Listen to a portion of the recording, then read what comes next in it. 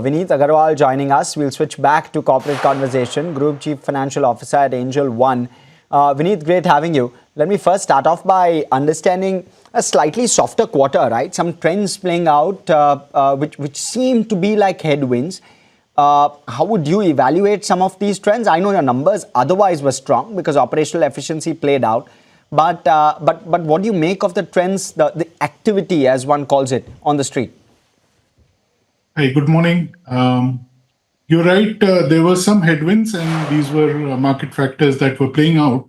But let me remind you that we've had one of the best first quarters in our history in terms of both the revenue as well as the margins. If you were to leave aside the true to label income that we used to earn prior to 2024. So therefore, for us, this has been a phenomenal, beginning for the year. The impact of global headwinds has played to in the market, and I don't see that staying for a very long time. So I wouldn't be very concerned about that. In terms of our market share and overall growth, we are very bullish, and we continue to remain very optimistic about the year. Vineet, how are you looking to diversify this risk? You have ventured into wealth and other segments as well. Do you expect them to scale up fast so that it acts as a counter measure for any market variations or mark-to-market impact? In fact, we've already in a very diversified mode. More than 40% of our earnings today come from the non-core broking related activities, including the client funding book. The wealth and the AMC businesses are going in their trajectory. The wealth business has grown significantly over the last 5 or 6 quarters with a AUM of close to about 13 billion rupees. And the AMC business is moving in the right direction with 11 passive schemes that we've launched over the last 5 quarters.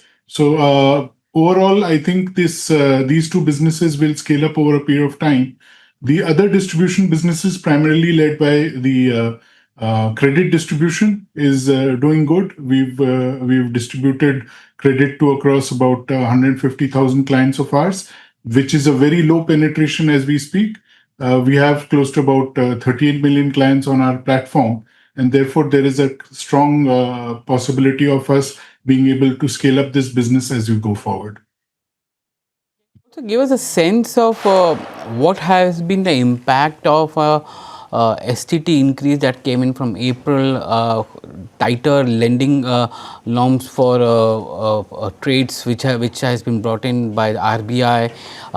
Has that had an dent, and how are you mitigating that impact? The STT increase hasn't had any kind of an impact. I mean, we haven't seen any impact, particularly in the retail participants in the industry.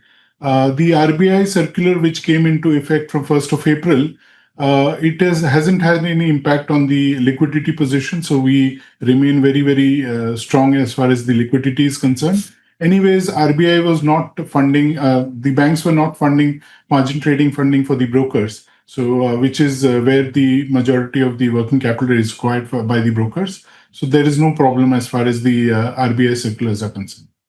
Able to aggressively increase the margin trade financing book. What is the kind of outlook that you see there, and do you see some kind of risk which is now coming in because of the kind of volatility which is there in the market?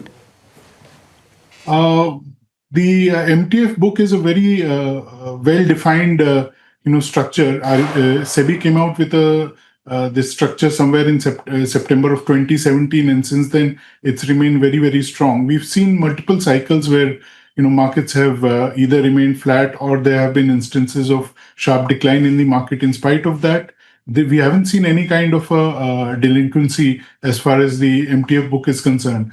There are very strong margins that both SEBI and the brokers maintain with the positions that they take. So therefore, this funding is very, very, I would say, very strong.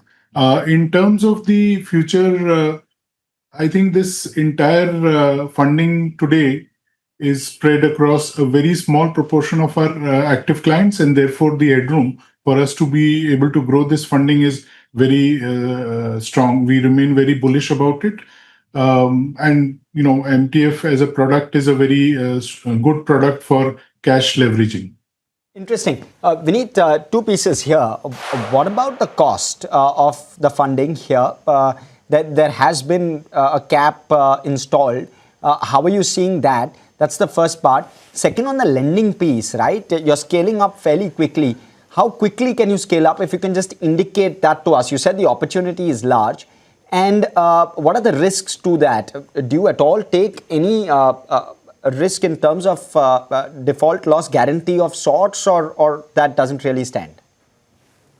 So on the MTF funding cap, the way the definition of the funding or the leverage is defined today is that a broker can avail 5 times its liquid net worth and deploy half of its liquid net worth for this MTF funding.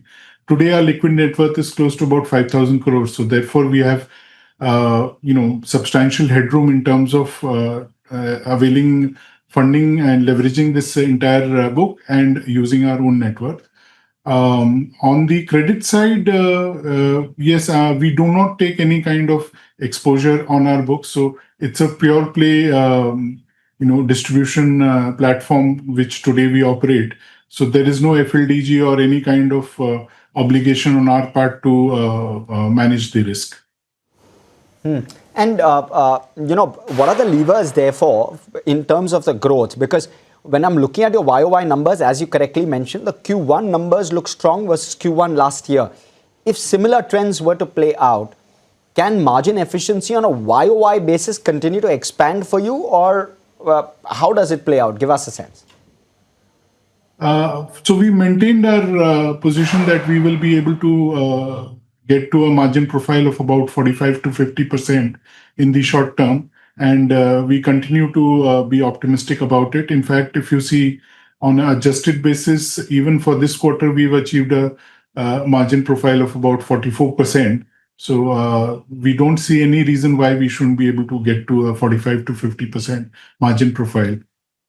And is CAC to payback in some format worsening? Customer acquisition cost to payback, is it somewhere worsening? Is the cost getting steeper? Give us a pulse around that, because competitors have come in, gotten listed as well. So trying to get a sense whether that environment is changing.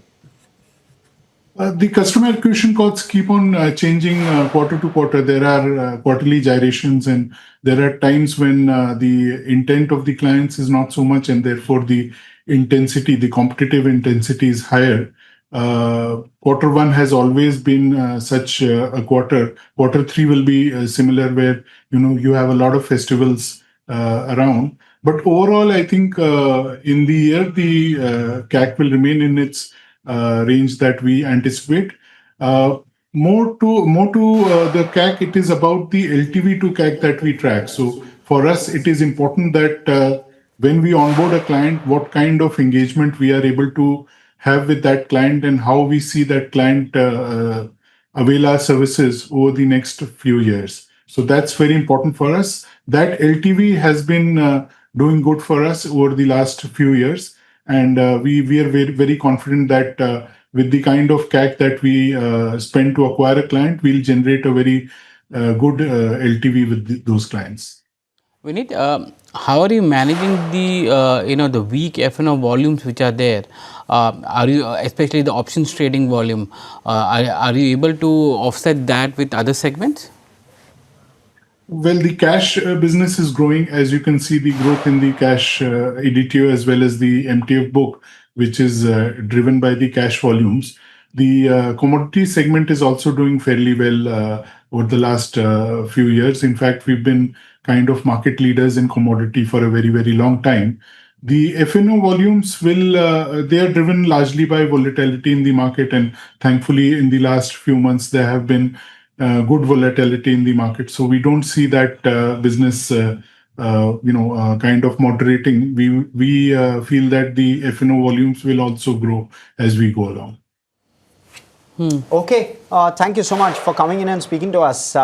This was obviously a very good conversation. Thanks. Thank you so much. It was a pleasure speaking to you.